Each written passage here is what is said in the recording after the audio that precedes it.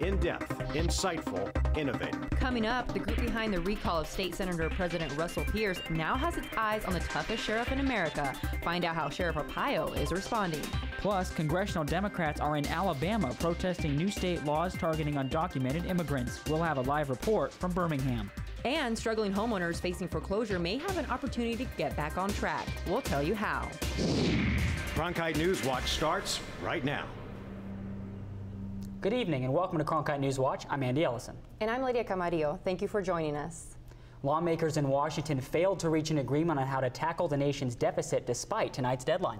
But as both parties remain far apart, Arizona State Representative Ed Pastor wasn't very optimistic a new deal would be reached.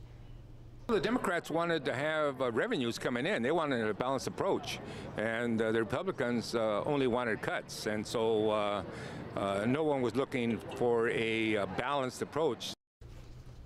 Failure to meet tonight's deadline marked the third time highly publicized budget balancing efforts fell short in 12 months. This could ultimately result in automatic spending cuts of $1.2 trillion over 10 years to military spending and domestic programs. The partisan lines were so deep and well drawn that they couldn't come to any kind of conclusion. The bipartisan committee remains gridlocked on tax cuts for wealthy, among other issues, but the jobless rate is a key problem that most Americans agree on, and with no deal in sight, experts expect the unemployment numbers to continue to climb. Unemployment benefits will likely be among the initial cuts, with the super committee failing to reach a solution, which could mean even more pressure on those already struggling to find a job. Reporter Lauren Titus tracked down some Valley residents struggling to find work. Lauren, I imagine today's news out of Washington didn't go over very well. That's right. Those who are on long-term unemployment right now are starting to prepare for some tough times because a budget was not agreed on tonight, and it will be one of the first programs eliminated on January 1st. At a time when unemployment rates are still at a 9% here in Arizona, the search for jobs is becoming more crucial for people dependent on unemployment. It is job fairs like this one where people are filling out resumes and searching for opportunity in their last month on unemployment. One unemployed vet who used today's job fair knows how important these will soon be for many people in the Valley. I would say critical. I would say very critical. Yeah, to advertise the different events, job fairs, job openings in the community, and to have people come in, you know, and get on a computer or look at the bulletin boards and see what they can find. That's extremely important right now. The super committee has admitted defeat, and now the country will go into a sequester, which means there will be an automatic reduction of government spending. In Phoenix, Lauren Titus, Cronkite News. When Arizona passed its controversial immigration law in 2010, some wasted no time attacking the state's stringent immigration stance. And despite the backlash from federal lawmakers, several states passed similar bills, but Alabama's immigration law is being touted as tougher than Arizona's. And today, one of Arizona's congressional leaders from Washington traveled to Birmingham, Alabama, to protest their state law. Our Washington Bureau reporter Nathan O'Neill also made the trip and joins us live in Birmingham via satellite. Nathan? Congressman Grijalva was joined by 9 other Democratic House members on this trip to Alabama. They began meeting this morning with people affected by the tough new law, and tonight they'll end the day with a rally. Coming from Arizona, the experiences that we've had with 1070 lead me to try to explain to people that there's consequences as you go along with this. Arizona Representative Raul Grijalva traveled to Birmingham, Alabama with other House Democrats today to hold a hearing about the negative impacts of Alabama's immigration law. What's happening in Alabama is not just about Alabama, as it wasn't just about Arizona. This is a national issue. Grijalva met with people who have been directly affected by Alabama's HB 56, a controversial immigration law that has been called even tougher than Arizona's SB 1070. The law requires local police to question legal status in routine stops, as well as public school officials to report students' immigration status. But that's been put on hold by the courts. But the people of Alabama have a mixed reaction to the law. It does need to be addressed, but not in the haphazard way it's being addressed here. I'm comfortable with the new law. If you're not here legally, you know, you need to either obtain a legal status or you need to be gone. Antonio Miranda, who is an illegal immigrant, says the law has affected his children who were born in the U.S. and are citizens. They are scared, some people From there, they say, hey, you are illegal. You need to go to Mexico. Is no place for you. The 16th Street Baptist Church was bombed in 1963, marking a pivotal moment in the civil rights movement. And today, critics of the Alabama immigration law say it's a perfect place to start their movement. There's a struggle that is historic, that changed the very character of this country. As for Grijalva, he says that a simple solution to all this is for the federal government to come up with comprehensive immigration reform. Tonight, he's meeting with several people and civil rights leaders at the historic church. We'll be there and have more on that for you tomorrow. Live in Birmingham, Alabama, Nathan O'Neill, Cronkite News. The protest in Alabama comes on the heels of a large debate going on in Washington about comprehensive immigration reform. The Obama administration has been unable to move forward on this issue because of partisan gridlock in both chambers of Congress. Immigration reform is not expected to be discussed until after the 2012 election. As the economy continues to flounder and the unemployment rate fluctuates, experts say Americans are focusing more on jobs and less on immigration. A recent poll by the Washington Post and ABC says 56% of Americans list the economy and jobs as their most important issues in their choice for president, and only 1% list immigration. The recall of former Senate President Russell Pierce was only the beginning for members from the group Citizens for a Better Arizona. Now recall election organizer Randy Perez is eyeing accountability for all state officials. Reporter Amanda Munoz listened as the group outlined their goals for the upcoming election cycle. Amanda?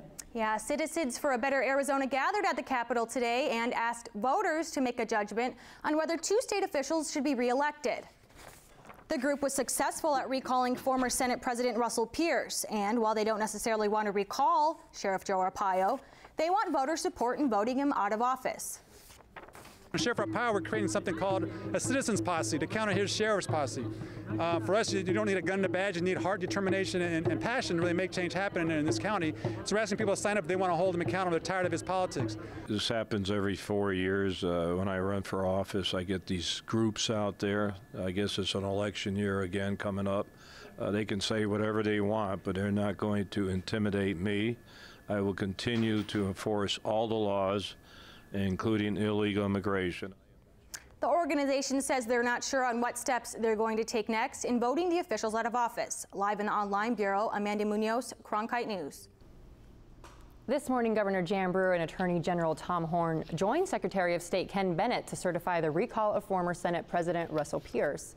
The signing ceremony signified the final vote in what was a historic recall election. All questions went to Brewer, who supported Pierce during his recall election. She says she'll miss his tenacious attitude. I did not see any reason why he should have been recalled. I felt that, of course, he's elected every 2 years, and we had a new election coming up, but that's not the way our Constitution is written. Jerry Lewis is set to go sworn in tomorrow in the Senate on Tuesday. Longtime Maricopa County Supervisor Mary Rose Wilcox has decided she will seek re-election for the District 5 seat. Wilcox surrounded herself with family, friends, and supporters to announce she will be a candidate for re-election to the Maricopa County Board of Supervisors in 2012. It was back in September when Wilcox said she might not seek re-election, this after she was indicted after an investigation by Sheriff Arpaio. The charges were eventually dropped, and today she credited her parents with getting her back in the election for 2012. They taught me to be strong, to face adversity head-on, to be courageous in everything that I undertake, to remember that in the end, good will prevail. Also on hand to show their support, Congressman Ed Pastor and Mayor-elect Greg Stanton. Today's announcement has special meaning as it comes on Wilcox's birthday. Coming up on Newswatch. Cash for your crowns. Find out how one Valley dentist is using a unique way to help people in need. With new funding, the city of Phoenix could see some changes. Find out what those changes are and if they're near you. And on Capitol Hill, the chair of the House Oversight Committee says he could send subpoenas to the Obama administration as soon as this week over weapons lost in the Fast and Furious investigation. A 2010 shooting in Rio Rico is believed to have sparked the investigation, showing that an estimated 1,400 high-powered rifles were allowed to make their way from the United States into Mexico. Weapons have been recovered at crime scenes in El Paso, Durango, and Juarez. And as Stephanie Fernandez reports, federal lawmakers aren't the only ones demanding answers. 10 Arizona sheriffs stood side by side Friday to express their anger toward illegal gun trafficking and a flawed investigation designed to stop it. When a brother officer is murdered in our state, here in Arizona, protecting our country, and then we find out months later that 2 of these weapons were weapons from Fast and Furious. In the operation, the ATF sold 1,400 guns destined to Mexican drug cartels. One of those weapons would later be linked to the death of a Border Patrol agent. Brian Terry was a name highly honored today at the state capitol as 10 sheriffs from around the state of Arizona gathered here to express their outrage for Operation Fast and Furious. Now under debate what U.S. Attorney General Eric Holder knew and when. And while our own government is blaming America for exporting arms and cash south of the border, they're complicit. The lawmen are calling on President Obama to take action. We want a special counsel appointed by the president. Find out what has actually happened, who is behind it, and get to the bottom, get to the truth. And the sheriffs aren't the only ones fighting for answers. Their efforts are getting the attention of other Arizonans. I would like the truth to get out there about who was really involved. These Arizonans are counting on Washington to listen and take action. Reporting from Phoenix, Stephanie Fernandez, Cronkite News. Republican Congressman Darrell Issa has suggested Attorney General Holder knew about the gun trafficking operation earlier than he has acknowledged. And what it means to be Mormon is at the center of the church's new image campaign. Political experts say it couldn't come at a better time for some of the presidential candidates. The Housley family gets together for what's called a family home evening. So they're in the ocean, and the fish says if you could be any... Laura says being a Mormon is just another part of who she is. We go to church on Sundays together, but Monday mornings we all wake up and do different things.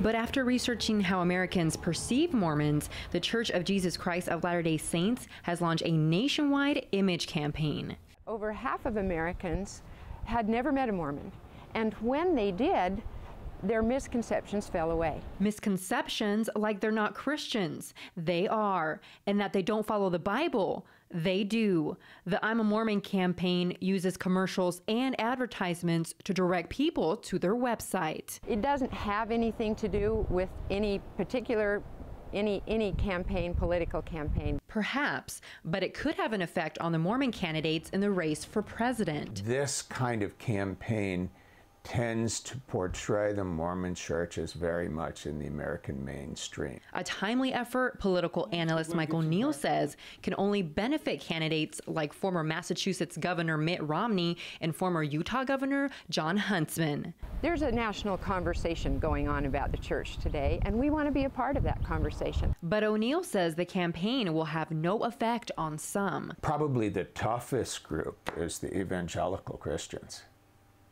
who, take the view Mormons aren't Christians. Meanwhile, the Housleys want people to remember them as any other family. The campaign is running until February 2012, and the Mormon Church intends to monitor its effectiveness.